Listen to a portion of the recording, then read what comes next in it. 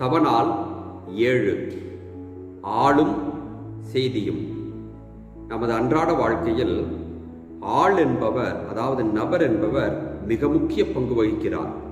நமக்கு ஒரு நபரை பிடித்து போய்விட்டால் அவர் என்ன சொன்னாலும் தலையை ஆட்டிக்கொண்டு அப்படியே கேட்போம். அவர் சொல்வதையும் செய்து பழக்கப்பட்டவர்கள்.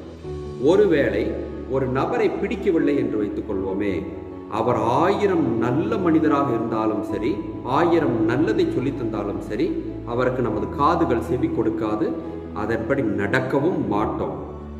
ஆனால் இன்றைய முதல் வாசகத்திற்குள் சென்று பாருங்களேன்.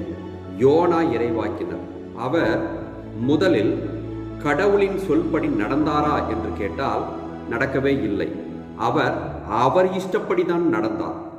அப்படி இருந்தாலும் கூட இன்று முதல் வாசகத்தில் முதல் வரியிலேயே சொல்லப்படுகிறது, யோனாவுக்கு 2ஆம் முறையாக கடவுளின் வாக்கு அருளப்பட்டது, நீ சென்று நற்செய்தியை நினிவே நகருக்கு அறிவி என்று.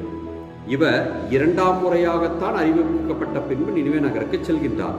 சென்ற பொழுது அந்த மக்களை பாருங்கள், அவர் கீழ்ப்படியாமல் தான் இந்த நகரத்திற்கு வந்தார்.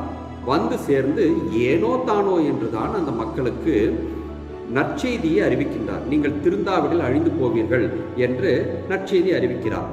அந்த மக்களை பாருங்களேன், நினிவே மக்களை, அவர்கள் எந்த அளவிற்கு நல்ல குணம் உடையவர்கள் பாருங்களேன். அவர்கள் எங்களுக்கு சொல்லப்பட்ட செய்தியை சொன்ன ஆளை நாங்கள் பார்க்க மாட்டோம், அவர் சொன்ன செய்தியை மட்டும் நாங்கள் கேட்கின்றோம். அவர் கீழ்ப்படியாமல், கடவுளுக்கு கீழ்ப்படியாமல் அவர் பாவம் செய்து தண்டனையை வாங்கி கொண்டு 3 நாள் கழித்துத்தான் இங்கு வந்திருக்கின்றார்.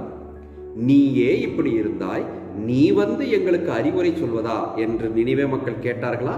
இல்லை.